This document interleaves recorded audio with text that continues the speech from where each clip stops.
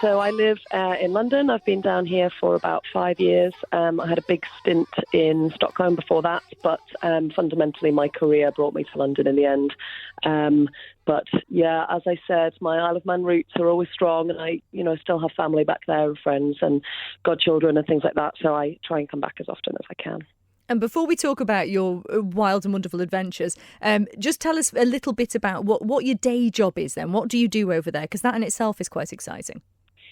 It can be exciting. It can also be not exciting. So it all balances out. But I am an event manager, so I work in event management. And it varies quite a lot between kind of elements of production, sourcing everything that you need to pull an event together. All of the bits and pieces that you need, be it props or stage set or, content, be it stuff that's going to be on screen or stuff that's going to be handed out as giveaways and things like that. I do quite a lot of artist liaison as well, which is probably a highlight of my job. I kind of get to look after people who I suppose are in the public eye. But so far I haven't had any people that are too much hard work or have had any tantrums. So it's been relatively easy so far. Go on, drop a couple of names for us. Serena Williams, Ian McKellen, Emma Thompson, Andy Murray, Anthony Joshua, people like that. Wow. But everyone's being very well behaved. It's actually ironically usually their management that are a lot more difficult because I think they get a bit precious, but usually the actual high profile people themselves are usually quite willing to just be done. Just to do what they've been told. Do what you're told, Sir Ian.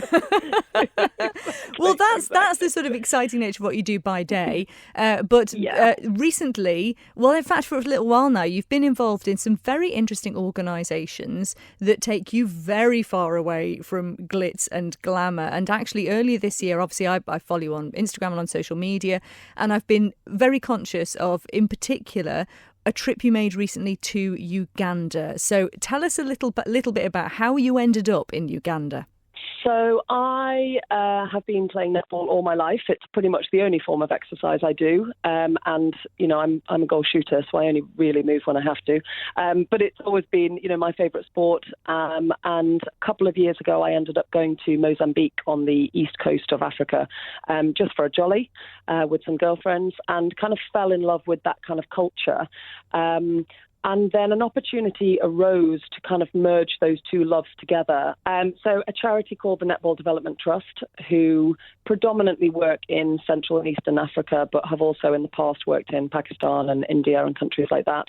And yes, the opportunity just came up to go and teach netball out in Eastern Africa. Uganda and Kenya was top of their list. And I ended up being sent out to Uganda for just under a month. Yes, it was a netball charity. Yes, it was a netball trip. But fundamentally, the kind of values we were trying to instill in the children that we met were, a lot of the values that come with learning any kind of sport, teamwork, leadership, respect for yourself, respect for others, and just working as a team, really.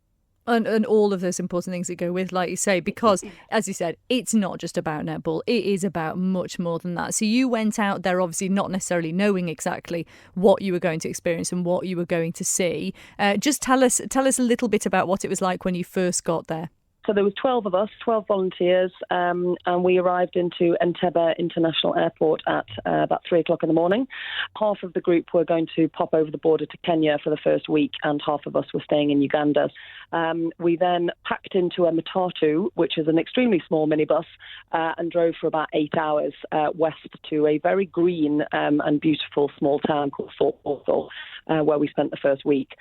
And, it actually was not as much of a culture shock as I expected. Having things stripped from you down to your basics is actually not that difficult. We ended up with very rudimentary accommodation, going to the bathroom holes for a month, eating the same food as they did. And actually, it was probably coming back to London that was a much bigger culture shock, ironically. In what way? When you get things taken off you, you actually realise how much excess we have. I had somewhere to sleep in Uganda. I had food in my belly. I was able to go to the bathroom whenever I wanted to. I had friends around me.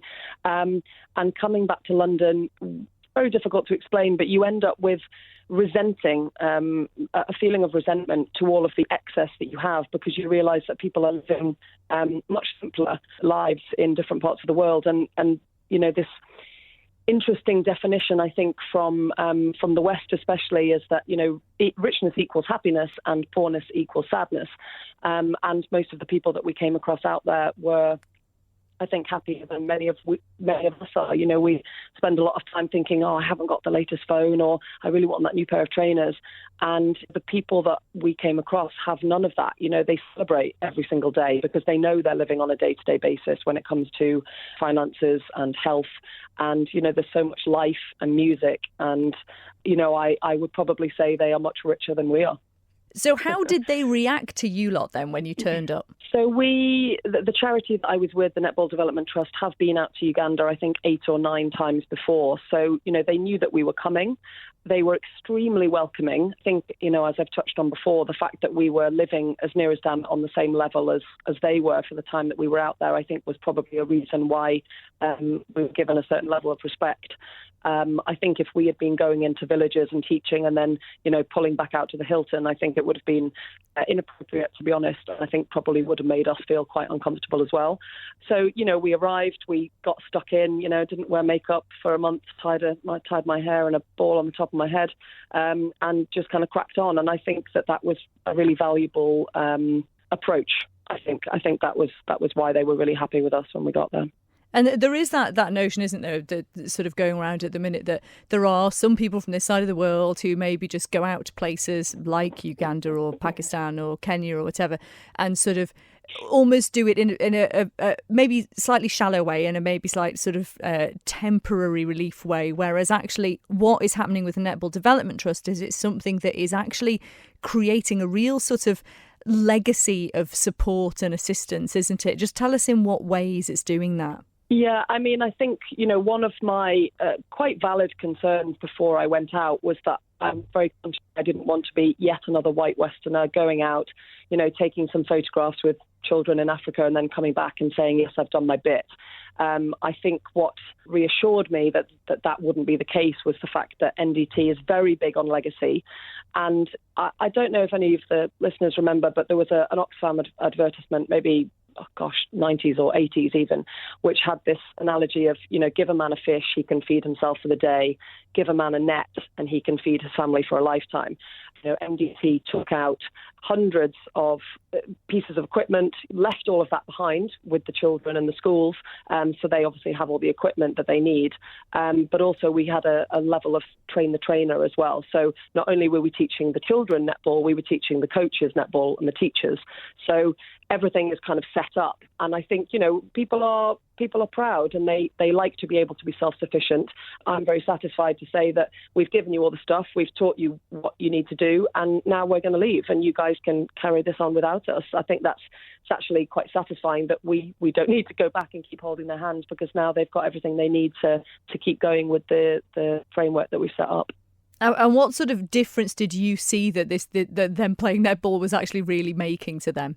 I mean, immediate. It's incredible. I mean, these are children that are in classrooms of maybe 80 to 85 people. Classrooms are, the same size as ours, if not smaller. They're all kind of sitting in rows, all facing one direction. And it's a very kind of rote learning style. It's repeat after me, quite one way. The children are just kind of fed this information and that's how they learn. And I think what is probably a lot less than our teaching styles in the UK is that I think there is less two-way conversation, room for questions. They don't tend to kind of do teamwork or anything like that. So putting them into a group, kind of, I want to do this, quite quickly reinforcing, we're going to take turns. Who do we think would be a good captain? And then also respecting other teams as well. Even if that team lost, we would always reinforce that you go and shake hands with the other team, because it's really good to respect them. They've done a good job. And all of these kind of, like I've touched on, life skills came out ridiculously quickly. I mean, that was incredible. And it was very hard to not be proud pretty much from the first moment we started working. And play in itself is so important, isn't it? Because it's got so many benefits to us as human beings, and it's good to sort of nurture that as well. But one of the things I love about what you guys do is you encourage mixed gender netball as well. Tell us a little bit about the ethos behind that. I mean, absolutely. I mean, netball is a sport that is not in the Olympics. It is a sport that is predominantly at international level, only played by women. But when you're teaching it to children of this level, it is absolutely essential that the boys learn these skills as well. We didn't have any kind of gender preferences on teams. The teams would be made up of girls and boys.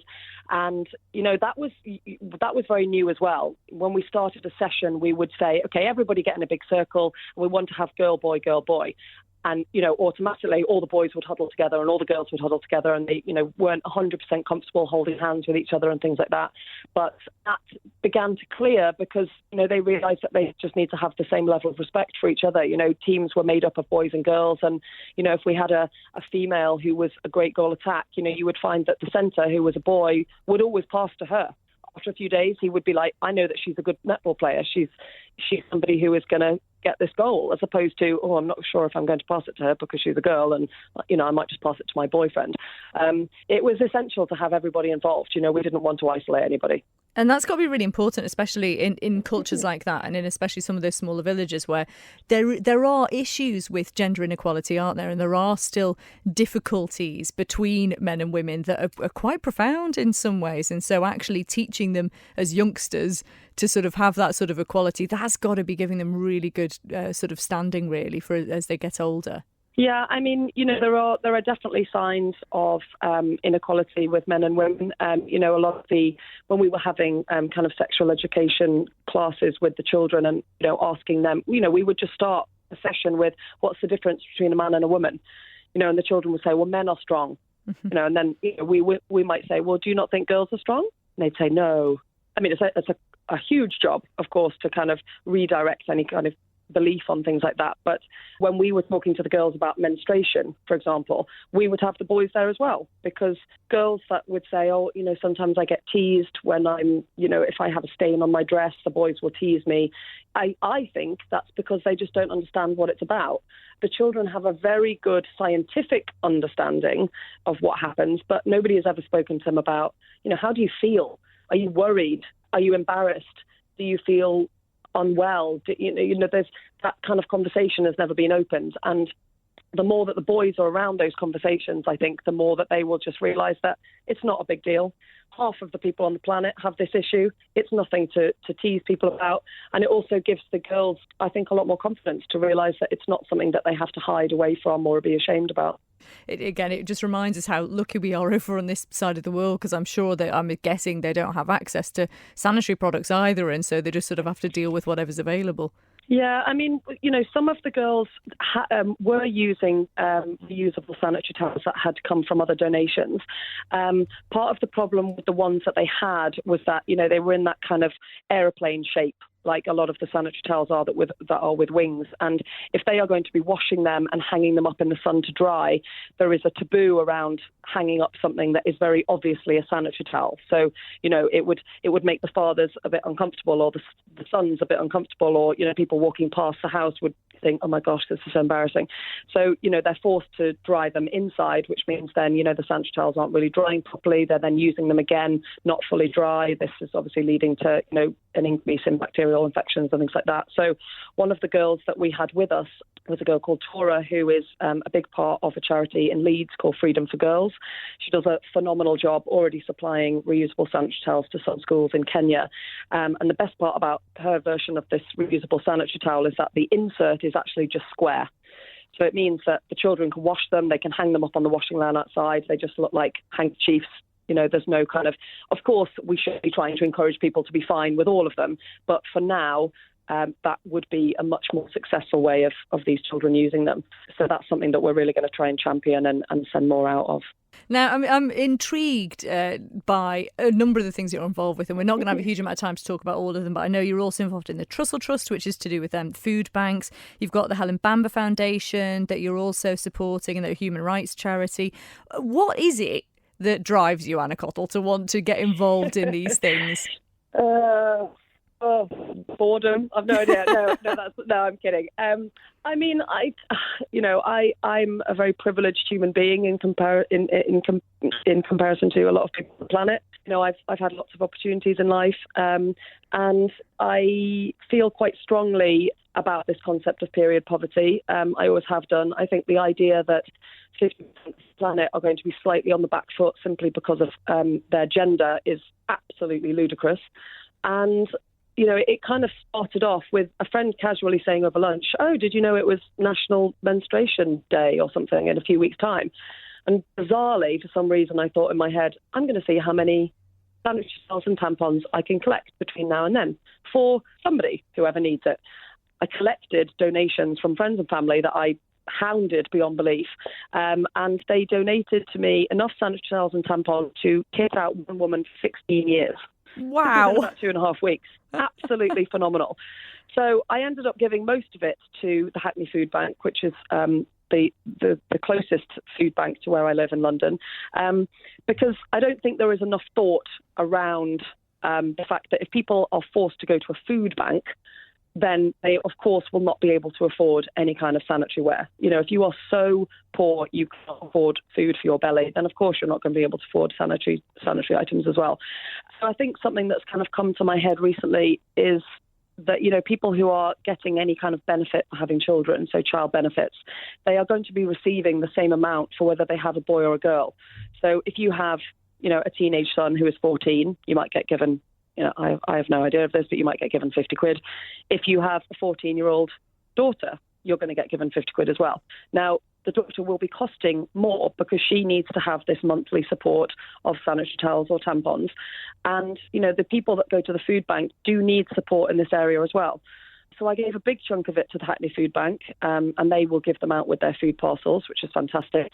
And I again, somehow came across the Helen Bambi Foundation, which is a phenomenally wonderful foundation who support women and men who are coming into this country who have been through horrendous, torture and have gone through all sorts of traumatic things. And these people have gone through such mental trauma that, they need a lot more support than just being pushed into normal society. So the Helen Bambi Foundation support these people on an individual basis. They will assess them to work out what level of support they need and also what type of support they need. So it might be physical therapy, it might be art therapy, it might be music therapy. But they have a mummy and baby group on a Monday. So I kind of gave the rest of it to them, because I thought, a lot of these women who have got small children or who are pregnant will need things like that. And I ended up working with them. I ended up supporting on their events that they have, an annual fundraising event called The Conversation, which is actually coming up on the 27th of November. Their president is the lovely Emma Thompson. And you know what? She is an incredibly active president. I always kind of compare her to Ellen Brockovich because, she knows the name of every single client they have. She knows about their children. She knows their circumstances. She's not one of these celebrities who, just put their name on things and sign papers and make things look great. She's phenomenally active and involved, which is another reason why I feel so strongly that charity is a super duper good thing. I know there's lots of people who'll be listening who'll be thinking, we'd like to do something to help, but that all seems quite big and we're not sure that we can actually do that much. What sort of advice would you give to someone who sat at home thinking, well, I really want to help someone in some way, but I don't know how? Of course. I mean, I completely understand that sometimes the world can be quite overwhelming with people reaching out with needs. I have people who I've met that have said, I'm conflicted whether I should be helping the plight of refugees or, homeless people or young children. I understand that it can be quite overwhelming, but everybody does have something that they feel quite strongly about, be it children or animals. I think you just need to pick one. And do something as big and small as you are able. This is never meant to be something that puts you out, but it is something that I promise you'll feel really good about if you do. And it can be, something as small as giving a few quid to a charity every month or, doing a bake sale and raising some money. And I know that there was an old quote about think globally, act locally, which was something that I was taught about when I was growing up. And your local doesn't have to be your community. I feel like my my local is now Uganda, I feel very strongly that that's the one thing that I'm going to try and keep as close to me as possible and to try and continue working with. So I think you just need to pick one thing that you know, I really care about this, and do, like I said, as little or as much as you can.